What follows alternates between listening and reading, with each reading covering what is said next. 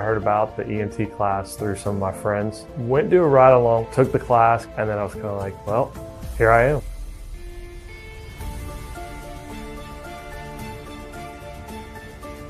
Getting to meet people that you've helped previously and seeing them on the street, or they've come by the station to say hello and thank you. It's just a rewarding experience. I would do it all over.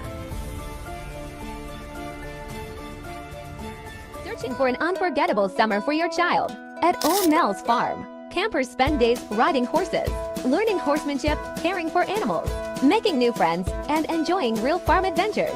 From beginners to horse lovers, our small camps offer a fun, safe, hands-on experience they'll talk about all year. Old Nell's Farm, DeVille, Louisiana. Call 318-794-9533 to register.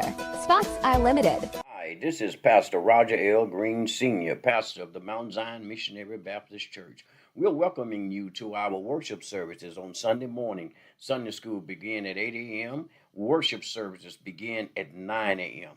Come and grow with us, a place of faith, family, and fellowship. We would love to have you. Come see us Sunday morning. We'll see you there. Hey, did you know Long's Products is a family-owned janitorial supply with mops, brooms, trash bags, and they even have food service disposables, carry-out plates, and to-goes? Check us out.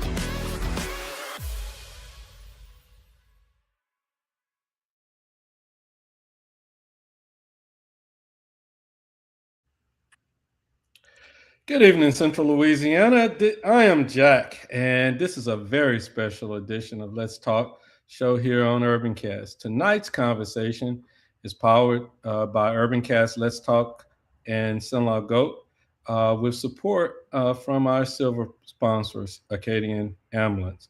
Tonight, we're going to continue highlighting organizations and an individual making an impact throughout our community. We're joined by Kyah Spriggs, founder of 6 Feet Above, mental health advocate, motivational speaker, wellness trainer, and survivor, and just recently the MC of the Resonance Cultural Arts Festival.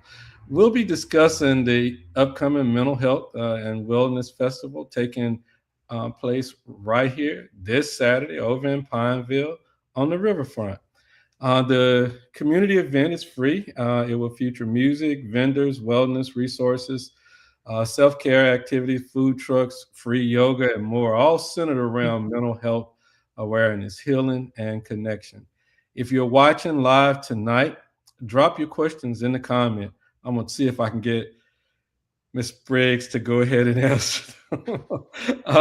We might bring them directly into our conversation tonight. Sure, absolutely. All right. I see. I put you on the spot like that. Kyah, thank you for joining us tonight. I'll let you go ahead and introduce yourself. Thank you so much for having me. It's always a good time seeing you, and I'm so grateful that our paths crossed. Again, my name is Kyah Spriggs. I am the founder of 6 Feet Above. We are a nonprofit organization servicing Louisiana, dedicated to mental health awareness and suicide prevention. And so, yes, we're having our Mental Health and Wellness Festival. It's our 4th annual. And I'm so grateful that hopefully the weather is good for us this weekend. The sun is going to be shining, and it's going to be the perfect weather for a beautiful morning of hope and community in Central Louisiana. So Kyah, for folk who might not be familiar with 6 Feet Above, and what is it? What inspired you to create it? So I guess I could ask anybody when people ask what does 6 feet above mean, I repeat the question back to them. What does 6 feet above mean to you? Of course, we all know what it means to be 6 feet under. And so from past experiences, from the life that I've lived and the trials that I've been through, after struggling with depression myself for years and other mental health issues, I realized how important it was and how beautiful it was to be 6 feet above. That means you're not only living, but you are alive. And I always tell this little poem when I was struggling with depression. I wanted to bury myself 6 feet under. But God shed his light on me, and people watered me and fertilized me to a point where when I buried myself 6 feet under, I began to grow 6 feet above. And so I am higher than ground level. I am, just grateful and blessed to be alive. And 6 feet above means so much to me, that I've named it for the nonprofit. And basically, we are dedicated to breaking the stigma surrounding mental health in our community, to having those uncomfortable conversations, and just making sure that people feel less alone in their struggle, because we're all going through something. Everybody fights a battle that's invisible and nobody knows about, but it's so important that you remind people, that it's important to keep going, that hope is right around the corner, that joy comes in the morning, and if you keep going, you're going to see your best days ahead. So that's what we're all about. And it's been really beautiful over the past few years to see it grow. Well, I tell you, I can't thank you enough for just joining us here tonight, because I tell you, in this thing called the news that we report, it's so often here in Central Louisiana that we run across a situation, and it's definitely the situation where someone has committed suicide or something like that, and for all practical purposes, and I'm just going to just keep it as real as I possibly can. Absolutely, please do. Yeah. The one of the things that I don't think we do enough is talk about the problem that we have right here in Central Louisiana. Yes. The first thing is, it happens, we don't talk about it. It's taboo to talk about it. All the way from the different governmental organizations, right on down to the family. And I think places where they do talk about it, that talking about it gives the folk out there who are running through some problems in their life the opportunity to say, hey, there is some help out there that I could get. So again, I really truly appreciate you coming on and helping us talk about it. And on top of that, this is Mental Health Month, if I'm not mistaken, right? Yes, May is Mental Health Awareness Month. Yeah. Tell us about the mental health and wellness fair coming up on Saturday over in Pineville. So again, this is the 4th annual, and I would love to share that the first year we did it, it was a bust. I mean, and everybody was like, Kyah, this is a bad idea. Nobody's going to come out because they may be perceived as weak. Nobody wants to be seen seeking help and talking about their issues. And things, it was a good event. But we didn't have the best attendance the first year. And I am so grateful, and it has been so beautiful to see it grow over the last 4 years from where we started to where we are today. I'm really happy to report, as of right now on Facebook, there are 1.5 thousand people who have said that they are interested in attending the festival. And even if all those people don't come out, it is power in people just being honest and saying, hey, I would love to be a part of something like this. And that's what it's all about. And so on Saturday morning, we're going to be on the Pineville Riverfront, right by the big flag and beside the Jackson Street Bridge. This is going to be a free event. It is going to be a family-friendly event. In no way will you come and people, are crying or shoving resources down your throat. This is a morning of hope. This is a morning of healing and strength in the community. And it was all kind of started because I realized that there were a lot of people in our area who didn't know where to start with looking for resources, who felt like they couldn't have those conversations, who felt like they were alone. And so by hosting this event, it's simply to bring people together for Mental Health Awareness Month and remind people that, like, we're in this together. And so we're going to have food trucks. We're going to start the morning at 8 a.m. with free yoga right there by the water. It's going to be so serene. It's free. We have Megan Thompson, who's going to be the instructor. It's open for everyone. All we're asking is that you bring your own mat. And if you don't have a mat, bring a towel, and you will have a wonderful time listening to the water, feeling the breeze from being right there on the levee, and just starting your day with movement, to recognize how important it is to be grounded and be present where you are when you're there. And then we're getting into the festival. We'll have music, food trucks, vendors, free chair massages. We're going to have self-care crafts that are free for all ages. Everything from making your own stress ball to decorating a pot and planting a seed and getting the verbiage of how much that represents how we grow through things. You take care of that plant and you're going to watch it grow into something beautiful too. And so we're going to have a wellness walk at noon. And it's just going to be a really good time to come out and see how important it is to be around people who believe in the same cause and want to see progression in Central Louisiana in the right direction towards breaking the stigma. I tell you what, you just answered a couple of the questions. I just decided to say I'm going to let you go ahead on because these were my next questions. But why was it important? I'm going to ask you this now, since you didn't told us about what I can expect over there. I can't even ask you that question. Why was it?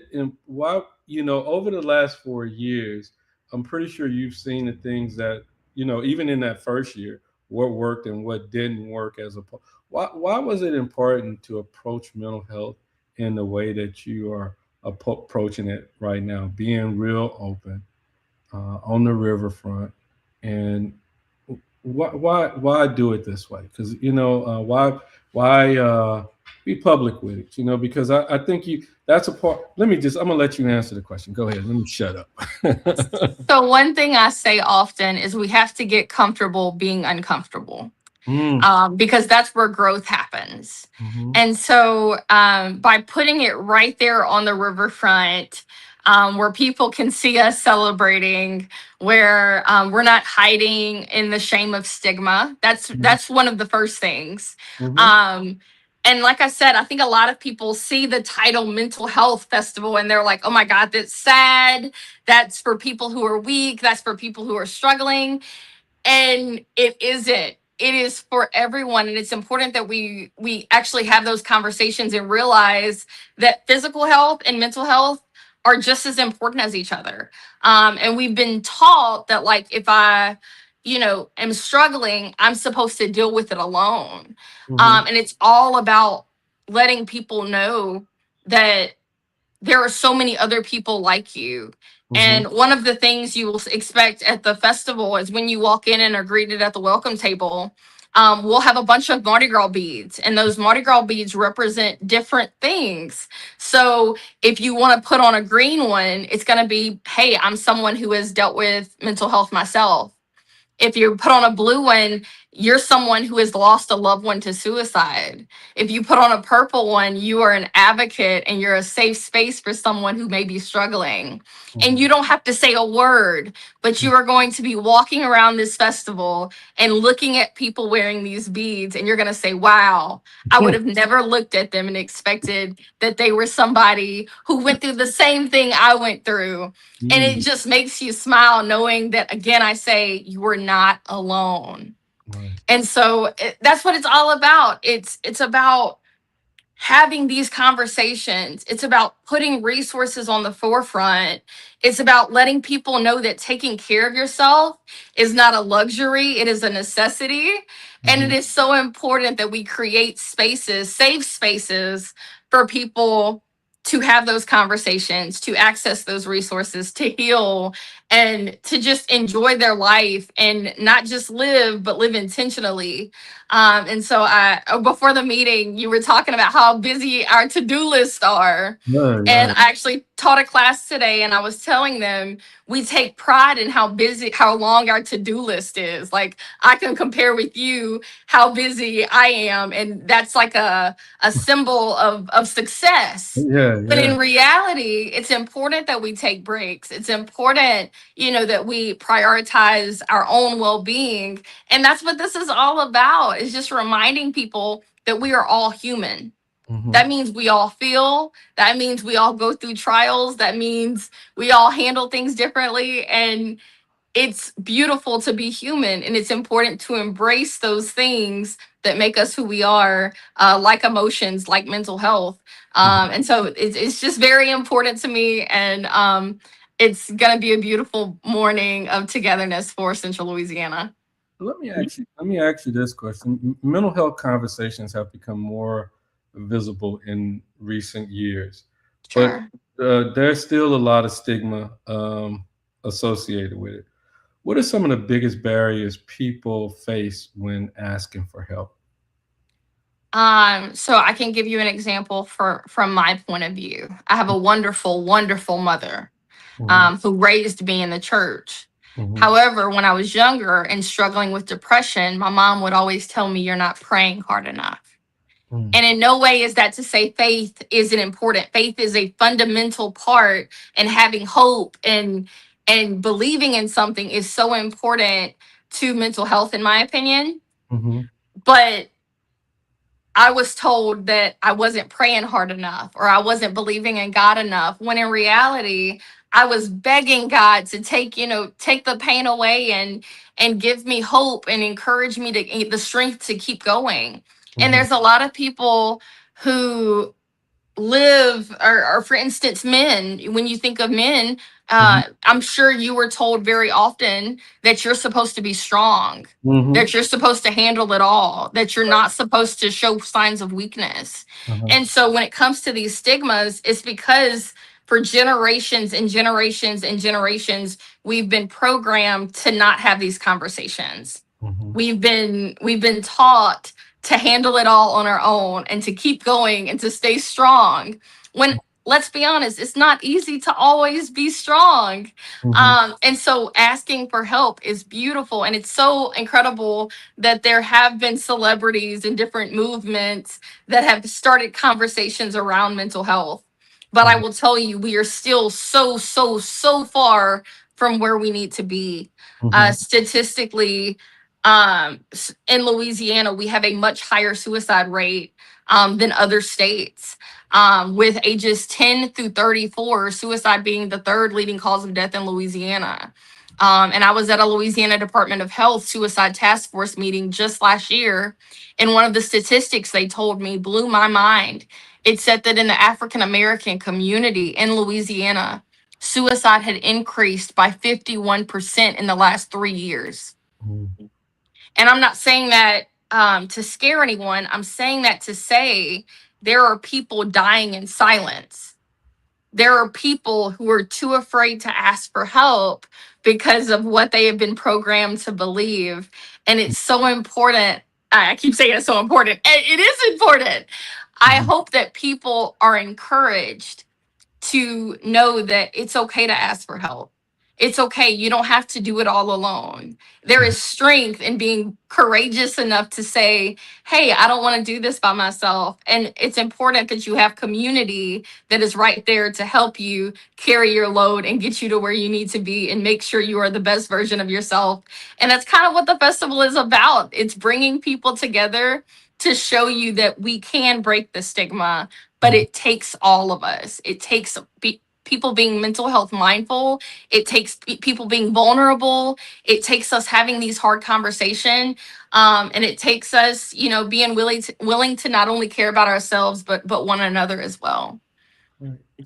You've worked with many people through speaking, training, advocacy, and you just said it a few seconds ago. A year ago, you were in a program with the state of Louisiana, and they talked about suicide among African American, and and that was men too. That what you said, right?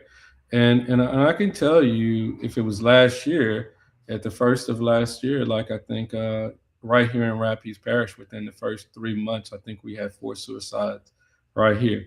And I don't know if all of them were published, but it was known, and one of the things, and you can see that that's just not normal when you think about it. It's just not normal to what it is our norm right now. You know what I mean? But it was something that I wasn't used to hearing, and Sure.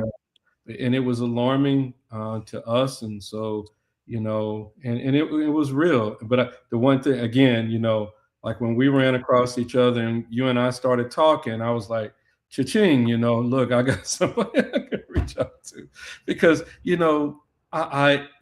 we try to do our little part, but it just seems like our part is just not enough. And, because you're always reading about someone within our footprint, suffering and,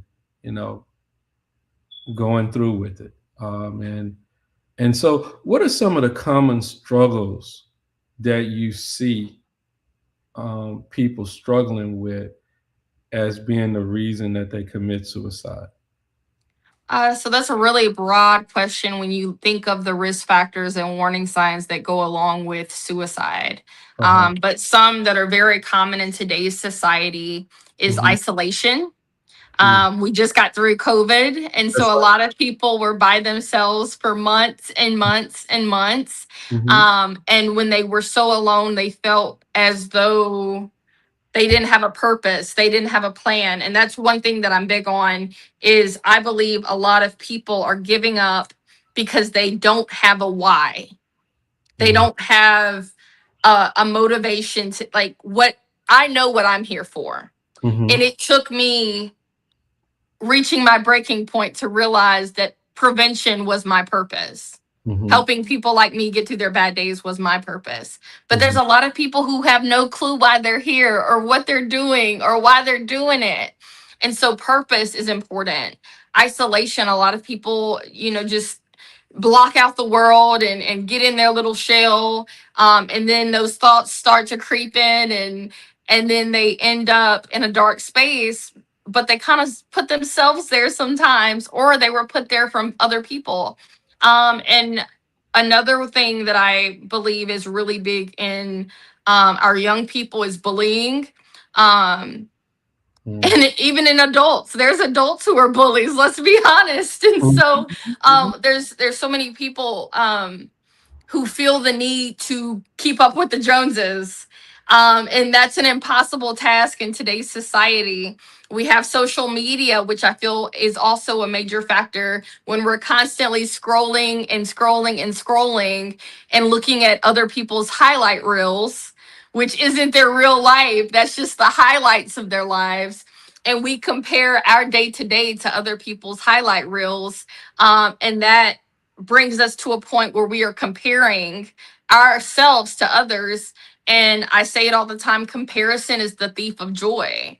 And so when we are losing our joy because we're looking at all the things we don't have and not appreciate the blessings that we do have, it can get you to a point where you feel like, why am I here if I can't keep up?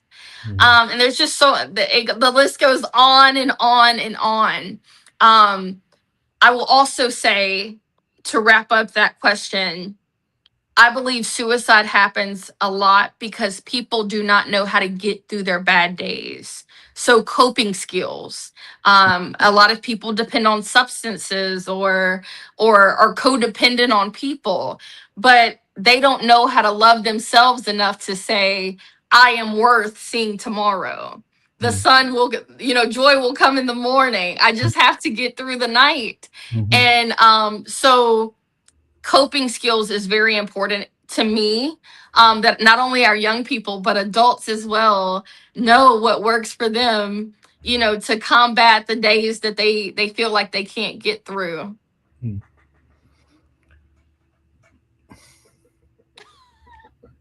I just have so many. All right. What message? Let's talk about young people and specifically. Sure. What message do you hope young people, especially, take away from this event and events like this? And I really want you to speak to the point where, right now we're talking about a data center coming to town. I mean, it's a big, when you think about it, it's something that's happening all around us, and for the first time, something really big is actually happening in our community. But because of I think the Alice study talks about the idea that over half of the people here in Rapides Parish or Alexandria can't make ends meet on a month-to-month basis. And so finances become a big thing, and people just not have hope. What do you say to that young person out there that's just, we got a bunch of them that just graduated from high school and they're looking to make that next big stage, but they just don't even know what to do and they don't even know where to go. And I think a lot of them, because these ages that we're talking about now, you just said it, all the way down to 13 to 34. So the 17, 18-year-olds are definitely in that number. What do you say to them when they're looking at not a lot of opportunities in this community, but they do see a little hope, with this data center coming on, and potentially our community starting to shift gears and starting to have, meaningful jobs that people can actually go to and different things of that nature. So speak to the younger crowd, that might not see a way out. So I'm gonna say two different things. Okay. All right. But they both are related to love. Mm-hmm. And I know that may sound weird, but let me explain. So first, for young people, there's a lot of youth and young adults who, first of all, do not know themselves. And because they do not know themselves, they do not love themselves. And what I mean by that is you have to learn who you are. And then you have to learn to like that person. And I'll be vulnerable enough to say there have been seasons in my life where Kyah really didn't like Kyah. Kyah wouldn't technically have wanted to be Kyah's friend. But that took me looking in the mirror, getting to know myself and saying, I have to love me, because if I don't love me, who else will? And believing in my self-worth enough to say, I am worth fighting for. My life is worth fighting for. My life is worth protecting. My life is worth living, and making the most of it.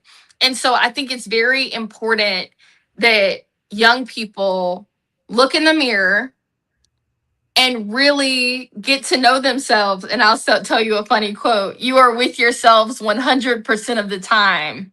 You have to learn to enjoy the company. And it's true. And so when young people get to a point, and even there's grown adults who are struggling with this as well. But when young people realize the importance of loving themselves and identifying their self-worth, that's when growth starts to happen, in my opinion. And that's when they get to a point where they are happy with where they are and how they got there. And then the second piece of love is learning what you love. If you do a career that you love, you never work a day in your life. And so a lot of people are looking at the highest paying jobs, and they're like, oh, I could be an engineer or a lawyer because I'll make big bucks. And then they get in this career and they're like, oh, I hate this. I'm unhappy. I'm unfulfilled. I don't want to do this. This isn't what I wanted out of my life. And so pursuing and investing in the things that you love to do. For instance, I love helping people get through their bad days. That is what fills my cup, and that is what I know my purpose is. And so I feel like I don't work many days because of the fact that I am able to pour into other people, and other people are constantly pouring into me. So when you figure out what you're here for, when you connect to your why, and when you really, go after the things that matter to you, that's when, our young people are going to thrive. And be happy and content with where they are. Okay. Right. In my opinion. No, I tell you that is so true. Even though I tell you I'm busy, I don't ever, I enjoy doing what I do now. And so, it's really interesting, to hear you say that, because when you do like what you do, it's like you'll stay at it. Sometimes you neglect some things, but on the same token, you know, what you do, you really enjoy doing what you're doing. So that's a good thing. All right. You openly describe yourself as a survivor. How has your personal journey shaped um, the work you do actually? You know, I know you say you don't feel like you're working, but how did it shape, you know, how did it, once you figured it out, how did it shape you, you know, even from your personal self, your work self, and all of that kind of good stuff? So 8 years ago, I had a major suicide attempt Mm-hmm. that I definitely should not have survived.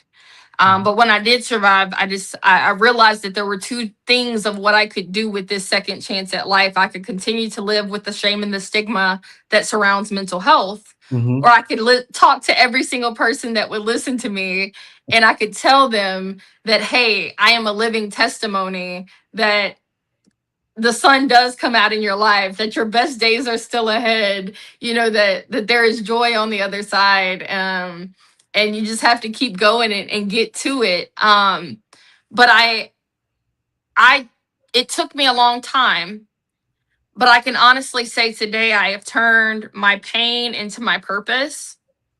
I have turned my mess into my message. Mm-hmm. I have turned my test into my testimony. And I am grateful that I am alive today to say that. And it took a lot. It took a lot of faith. It took a lot of people loving on me. It took a lot of me asking for help and me accepting the help that people were giving me. But all of the lived experience that I have has given me the fuel to light the fire for mental health advocacy across the state. And I'll tell you, I feel like I'm just getting started. I hear And that's the amount of love for this life that I've been given. I have stepped out of a full-time position to pursue this full time. you. Reason being because I knew that I was just looking for a paycheck to, you know, check the boxes and have financial stability and fit in with everyone else, when I know that I am called to do this. And so ever since I trusted in God enough to say, hey, let's do this, I you know, put my trust in you, doors have opened. My phone has not stopped ringing. And I'm just so grateful and so humbled that I not only get to see these days that I'm living in, but I get to help other people along the way. And so my survival is just one story. There are tons of people who have stories that you wouldn't believe. And it's just important that people realize how beautiful it is to grow through what you go through and to embrace the struggles that have got you to where you are today. And so as I share my story, as I mentor youth, as I have these tough conversations and interventions, I'm constantly just thanking God, just being thankful and thanking God that I am in the position that I got a chance to stick around to see the best days actually happen for me. And it's important that I help other people and remind other people and encourage other people to know that they can stick around and see their best days too. And it's worth it. It's not easy, but it's worth it. Right. You know, I hear you talk about, you know, the story your mom told you. Weren't praying hard enough, but you know, it's clear that faith and God and all that kind of good stuff is important to you. You didn't turn your back on it, and it's like when you embrace what God wanted you to do, things got easier. Things, you know, and you started enjoying what you were doing. How important is faith, purpose, and resilience in your message to others? Because I see you had the battle as a younger kid, but now you didn't leave it. You're sticking with it, and so talk to us a little bit about that. So I will start off by saying, if you want to make God laugh, Uh-huh. tell him your plans. And so I'll never forget on the day that I attempted suicide, I talked to God and I told him what I was going to do. And I asked him, to take my soul and forgive me for this mistake that I was about to make. And I'm going to say it again. If you want to make God laugh, tell him your plans, because I'm going to go back to the very beginning of this talk and say, my plan was to bury myself 6 feet under, and here I am today, 6 feet above. And I could not have been, I wouldn't be anywhere if it weren't for his grace and his mercy that got me to where I am today. And so it has been a beautiful journey to learn how to be resilient, and to have hope and optimism in saying that, the best is yet to come. Like it's gonna happen. It's gonna work out. And I'm at a point now where life is easier. The battles the trials that I face are easier because I truly have surrendered to a point where I'm like, I know who holds my future. Like I'm good. And so it's a beautiful, beautiful thing to walk in your calling. And resilience is so fundamental for our young generation, and even for adults, that they know that they have the strength to keep going, and they have hope and belief, that they can get through this storm. And that's my message constantly, is it's not easy, but it's worth it. And you really should stick around to see, keep going, because your best days are right around the corner, but you got to stick around to see it. And so having faith and having a foundation that my mom gave me to know that, God had a purpose and a plan for my life. And I didn't always believe it, but I learned to believe it, and I'm grateful for that foundation. But a lot of people don't have that foundation. Let's be honest. We live in a generation where a lot of people are going to church a lot less. And my generation is, just kind of stepping back and looking to other things. And if you're listening to this message and faith isn't up your alley, that's okay. But it's also important that you believe in something, that you hold on to something. And if you don't believe in anything else, make sure you believe in yourself, and that you have, the willpower to keep going, and just fight through all of the bad days, because you've survived 100% of the bad days that you didn't think you'd make it through. And so you have a 100% success rate. You should be proud of that. And so it's been a journey, but my faith, my optimism, my hope has gotten me very far, and that's something that I remind other people as well. And yeah, I hear you. And the next question that I have for you is, if you're a family member and or a friend of someone, and you're feeling something that somebody might be struggling with something, why is it important for you to check on those folk? When you get that kind of that guttural feeling that something might be going on, or what have you. So we all have an intuition. We all have that little voice in the back of our head that tells us something's not right. And I can't tell you how many times I've asked that question in classes or trainings that I've taught. And like, have you ever been talking to someone and they said something that made you think they may not be okay? And another perfect example is, how often do we walk through Walmart in small town Alexandria, Pineville, Louisiana, and we see somebody we know in the grocery store that we went to high school with, and we say, "Oh, how you doing?" And we keep walking, and we don't even stop long enough to listen to the answer. And what would you do if that person said, "I'm not okay"? It's important that we step up and we've equipped ourselves with the tools to have those tough conversations. Mhm. Also, in today's society, we are all on our own agenda. And we all care about ourselves and our little bubbles so much. But it's important that you reach out if you ever see somebody struggling. Mhm. Be willing to say something, and it's a lot of people have a hard time saying it, but be willing to say, are you okay? Are you having thoughts of suicide? Are you struggling? How can I help you? Because yes, it's important to take care of ourselves, but we are put here to take care of each other as well. And there are so many people who put on a mask every day, and that mask consists of a smile. And we see them all the time, and they have that mask on, and they have us all fooled that they are okay.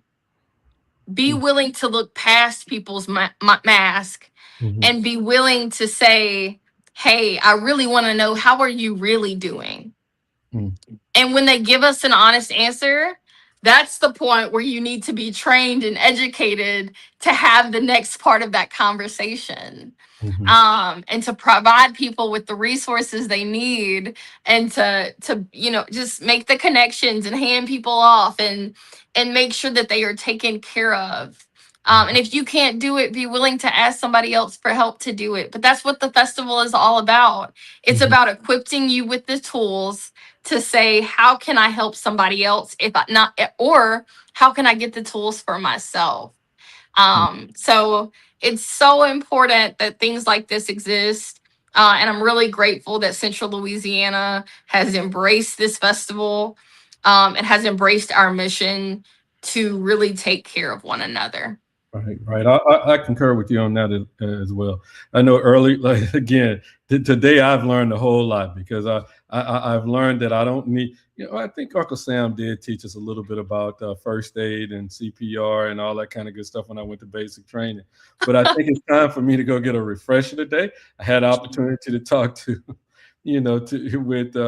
with Acadian Ambulance earlier today about CPR and AED training and all that and the reason why we need to be aware of it. And now this, so I'm definitely going to be there on Saturday. So I'm gonna be there just in case, so I can figure out, just in case someone gives me that call, what I can do. Right now, the only thing I know is to say dial 988. But I do know that, and every once in a while, I tell folk, if you're struggling, hit that 988 and give them a call. They got some folks that they are more knowledgeable than I am. But if you're feeling like something, I can't answer it, 988 can answer it, and it's private.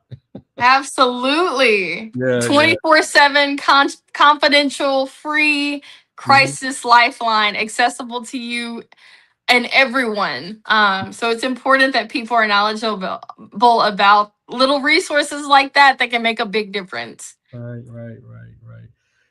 Before we get ready to close and get out of here, give us the full details about Saturday right quick.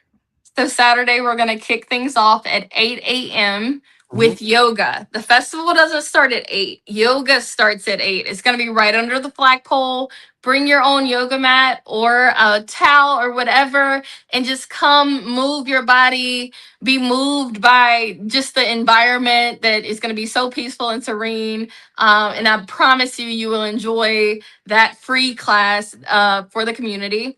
The festival is going to start at 9 a.m. and it's going to go until 1 p.m. So from 9 to 1, we will have music. We will have food trucks. We will have vendors. We will have mental health resources. We will have free self-care crafts. We will have free chair massages. And so come out.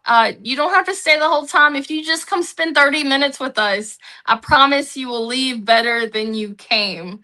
And it's not for people who are only for people who are struggling. It is not only for people, who need help.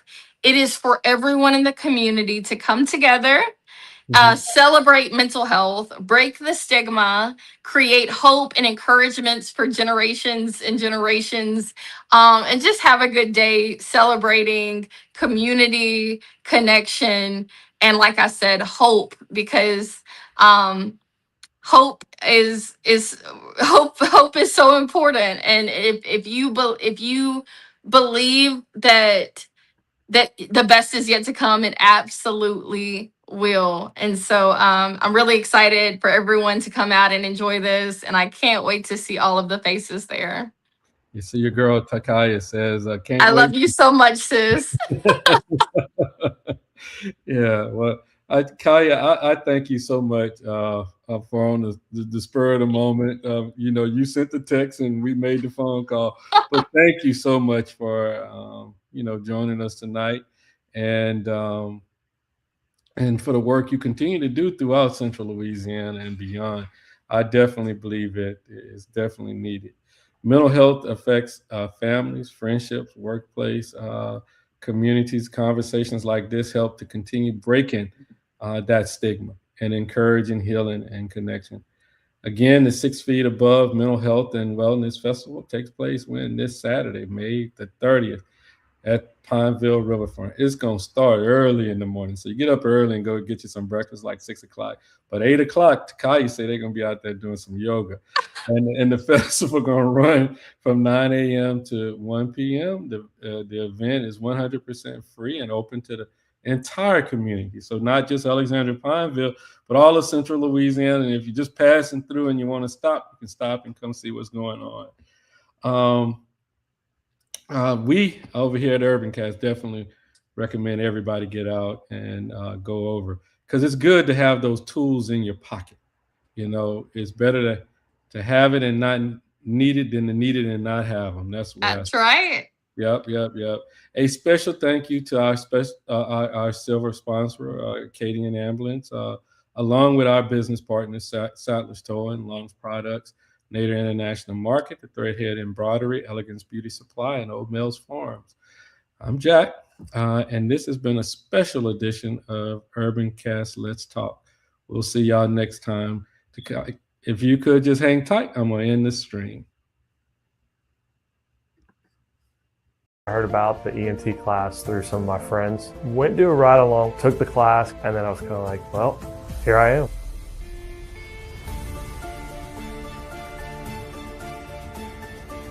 Getting to meet people that you've helped previously and seeing them on the street, or they've come by the station to say hello and thank you. It's just a rewarding experience. I would do it all over. Searching for an unforgettable summer for your child? At Old Nell's Farm, campers spend days riding horses, learning horsemanship, caring for animals, making new friends, and enjoying real farm adventures. From beginners to horse lovers, our small camps offer a fun, safe, hands-on experience they'll talk about all year. Old Nell's Farm, DeVille, Louisiana. Call 318-794-9533 to register. Spots are limited. Hi, this is Pastor Roger L. Green Sr., pastor of the Mount Zion Missionary Baptist Church. We're welcoming you to our worship services on Sunday morning. Sunday school begin at 8 a.m. Worship services begin at 9 a.m. Come and grow with us, a place of faith, family, and fellowship. We would love to have you. Come see us Sunday morning. We'll see you there. Hey, did you know Long's Products is a family-owned janitorial supply with mops, brooms, trash bags, and they even have food service disposables, carry-out plates, and to-goes? Check us out.